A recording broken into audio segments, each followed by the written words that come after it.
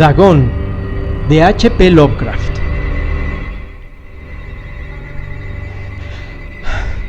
Hago estas líneas en un momento terrible y de mucha tensión mental. Al caer la noche, sé que mi vida llegará a su ineludible final. Sin dinero y ya acabada por completo la reserva de droga que lograba que mis días valieran un poco la pena, soy incapaz de soportar más este sufrimiento y volaré por la ventana de este ático hasta que mis huesos den contra el miserable suelo. No quiero que tengáis en mente que soy un cobarde o un salvaje por mi adicción a la morfina.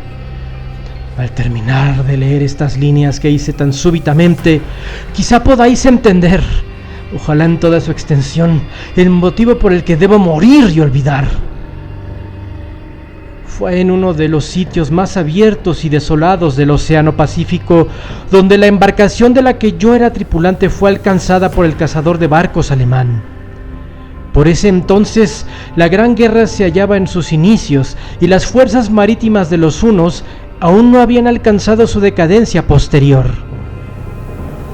Así que nuestro navío fue capturado según las convenciones y su tripulación tratada con la consideración y el respeto debidos a cualquier prisionero de guerra.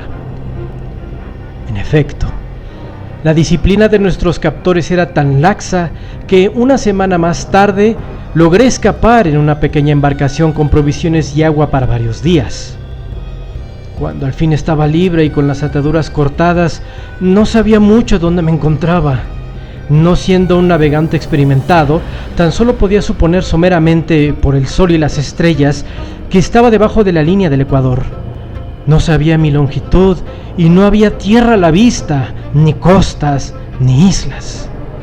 El tiempo permanecía sereno y durante una innumerable cantidad de días divagué bajo el sol ardiente y sin rumbo, deseando el paso de un barco o la llegada a las playas de una tierra habitada. Pero ni tierra ni barcos aparecían y yo empecé a perder la compostura en mi soledad, en medio de aquella inmensidad pendular de azul eterno. Todo cambió mientras aún estaba dormido. Jamás supe los detalles, ya que mi sueño, aunque intranquilo y lleno de ilusiones, fue constante. Cuando desperté, lo hice para hallarme medio hundido en una pantanosa extensión de infernal barro negro que me rodeaba en olas repetitivas hasta donde alcanzaba la vista. Por otro lado, descubrí que mi embarcación se hallaba encallada a lo lejos. Si bien podía esperarse que mi primera reacción ante esa transformación asombrosa e inesperada del paisaje fuese la sorpresa, en realidad me hallaba más horrorizado que extrañado, ya que había en el aire y en el suelo podrido una atmósfera siniestra que me helaba hasta lo más profundo. La zona era un verdadero vertedero de cadáveres de peces apestosos, corrompidos, así como de otras cosas menos descriptibles que pude ver asomándome entre el fango asqueroso de aquella llanura interminable. Tal vez no debiera tratar de describir con simples palabras la terrible abominación que parecía adueñarse del silencio absoluto y la estéril inmensidad.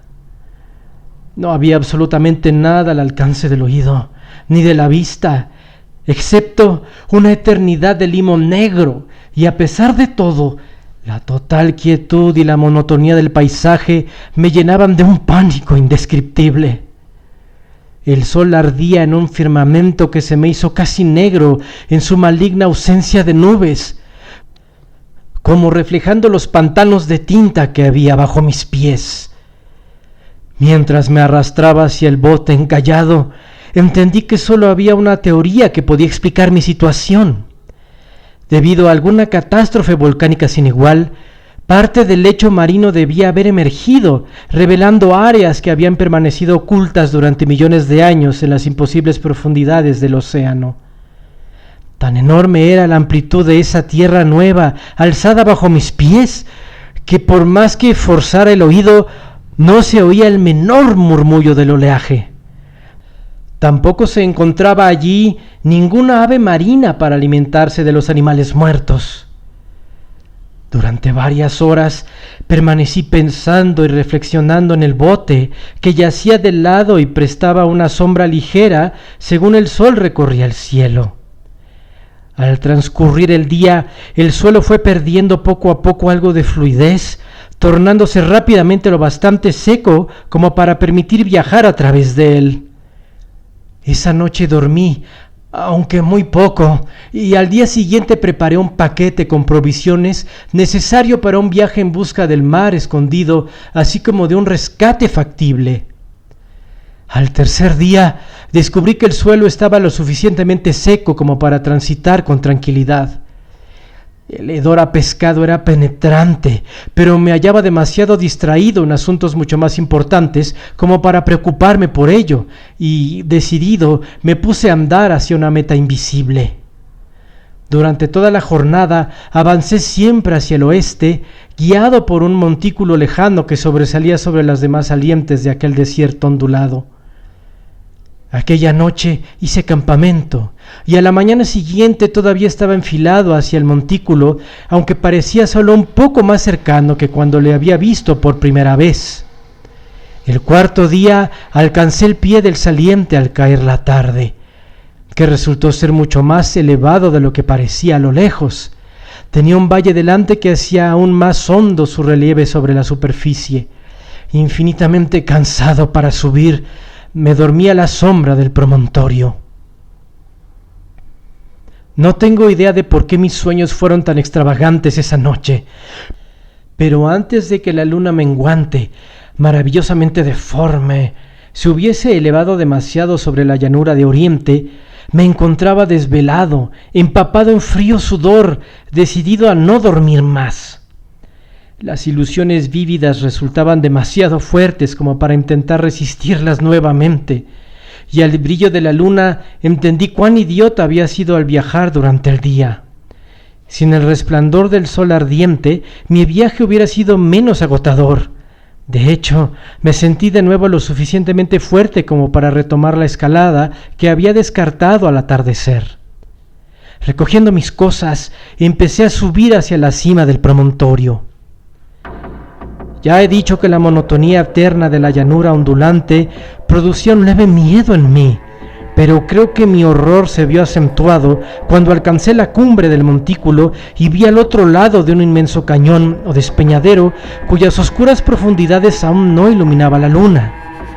Me sentí como en el fin del mundo, mirando al borde de un caos impenetrable de eterna oscuridad. En mi pánico me venían oscuros recuerdos del paraíso perdido y del terrible ascenso de Satanás a través de los lejanos territorios de tinieblas. Al elevarse más la luna, empecé a discernir que las cuestas del valle no resultaban tan rectas como había previsto. Protuberancias y afloramientos de rocas formaban apoyos seguros y fáciles para el descenso, además de que, a partir de unos cuantos cientos de metros, la cuesta se hacía más benigna. Motivado por un impulso que me resulta difícil de explicar completamente, descendí con dificultad sobre las piedras y alcancé la más blanda ladera de abajo, hojeando aquel abismo sombrío que la luz aún no había colonizado. Sobre todo, captó mi atención un objeto gigante y particular de la opuesta ladera que se erigía en vertical un centenar de metros más adelante. Un objeto que brillaba blancuzco gracias a los recién llegados rayos de la luna en alza. Era solamente una enorme pieza rocosa, como pronto pude comprobar. Pero yo había tenido una clara noción de que su forma y ubicación no eran totalmente obra de la naturaleza. Un análisis más detallado me llenó de sensaciones indescriptibles, ya que a pesar de su gigantesco tamaño y de que se encontraba ubicado en un cañón abierto en el fondo de los océanos desde la infancia del planeta Tierra, vi más allá de cualquier duda posible que el misterioso objeto era un monolito tallado a la perfección, cuya titánica mole había conocido la mano de obra y quizá la adoración de criaturas racionales y vivas. Confuso y lleno de miedo, aunque no sin cierto estremecimiento de placer propio de un aventurero o científico, estudié los alrededores con mayor detalle. La luna, ahora cercana al cenit, resplandecía de manera misteriosa y vívida sobre los peldaños colosales que rodeaban el abismo, revelando un pequeño riachuelo de agua que fluía al fondo, desvaneciéndose en ambos sentidos y casi llegando a tocar mis pies cuando me detuve al pie de la ladera. Al otro lado del despeñadero, las minúsculas olas golpeteaban la base del gigantesco monolito, en cuya superficie pude ver entonces inscripciones talladas y relieves toscos. La escritura estaba basada en un sistema de jeroglíficos nunca antes vistos por mí, diferente a cuanto hubiera visto en los libros. Consistía en su mayoría de símbolos acuáticos convencionales, tales como moluscos, peces, anguilas, ballenas, pulpos, crustáceos y otros seres así. Algunos caracteres claramente representaban seres marinos desconocidos todavía para el mundo moderno, pero cuyos cuerpos en descomposición yo había contemplado en la llanura surgida del fondo del mar.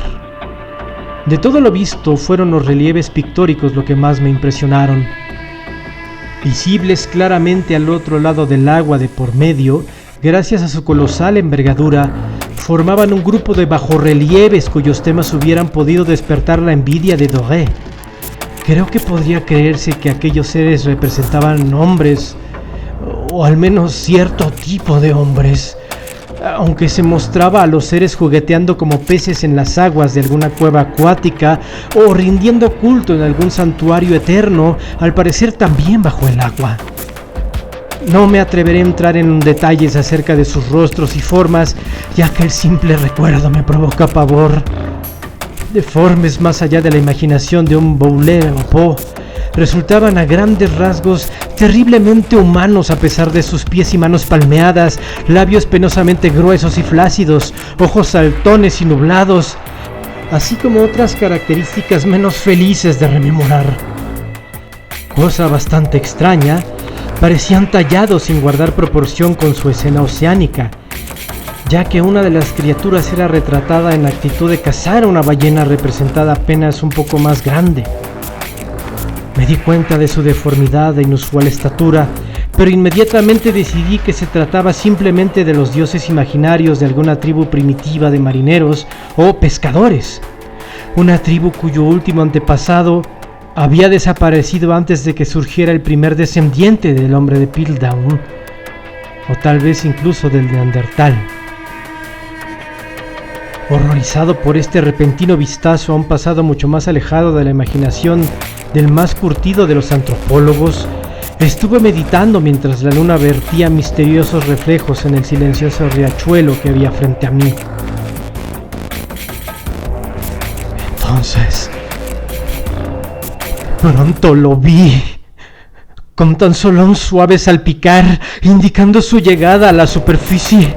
El ente se hizo sobre las aguas oscuras, enorme, semejante a un cíclope, horripilante. Se lanzó como un temible monstruo de tormento hacia el monolito, al que cogió con sus titánicos brazos escamosos, al tiempo que movía su cabeza monstruosa para emitir algunos sonidos pausados. Creo que enloquecí en ese momento. De mi desquiciada subida a la ladera y el risco, así como de mi alucinante regreso al pequeño bote encallado, poco es lo que queda en mi memoria. Creo que canté durante largo rato y que carcajeaba de forma extravagante cuando ya no fue posible seguir cantando. Conservo confusos recuerdos de una gran tormenta desencadenada poco después de llegar al bote, y de alguna manera sé que escuché el retumbar de truenos, así como otros sonidos que la naturaleza emite solamente en sus momentos más desbocados. Cuando volví de entre las tinieblas, me encontraba en un hospital de San Francisco, llevado ahí por el capitán del navío norteamericano que había hallado mi bote en mitad del océano. Había hablado mucho durante mi desvarío, pero supe después que habían prestado poca atención a mis palabras. Mis rescatadores no conocían nada de tierras surgidas del Pacífico y no vi prudente insistir sobre cosas que estaba seguro no creerían. En cierta ocasión Visité a un famoso etnólogo y lo distraje con preguntas curiosas acerca de la antigua leyenda filistea de Dagón, el dios pez. Pero entendiendo enseguida que era incorregiblemente convencional, desistí de mi examen. Es al caer la noche, sobre todo, cuando la luna es menguanta y deforme, cuando veo al ser. Probé la morfina, pero la droga ha resultado ser solamente una solución fugaz y me ha apresado entre sus talones como un esclavo sin perspectiva de escape. Así que voy a dar fin a todo, habiendo transcrito una narración completa para que el conocimiento o la soberbia diversión de mis colegas juzgue por sí misma. Constantemente me pregunto si no habrá sido todo una fantasía, simplemente un monstruo de la calentura sufrida mientras yacía preso de la insolación y enajenado en el bote sin techo tras mi escape del buque de guerra alemán. Eso me digo a mí mismo, pero siempre llega una horripilante y corpórea imagen a manera de respuesta. No puedo recordar el profundo mar sin sufrir escalofríos por los seres indescriptibles que puede que en este mismo momento estén arrastrándose y removiéndose en sus fondos pantanosos, adorando antiquísimos ídolos de piedra y cincelando sus propias y odiosas imágenes en obeliscos acuáticos de granito húmedo. Espero la hora en que surjan de entre las olas y hundir entre sus garras a los restos de una raza humana sin fuerza y menoscabada por las garras. El momento en que la tierra se hunda y el tenebroso lecho marino se alce entre el caos general. Se acerca el fin. Escucho algunos ruidos un poco más allá de la puerta. Parece que un cuerpo gigante se enfrentará a ella. Pero no podrá llegar hasta mí, no. ¡Ah! ¡La mano! ¡La ventana! ¡La ventana!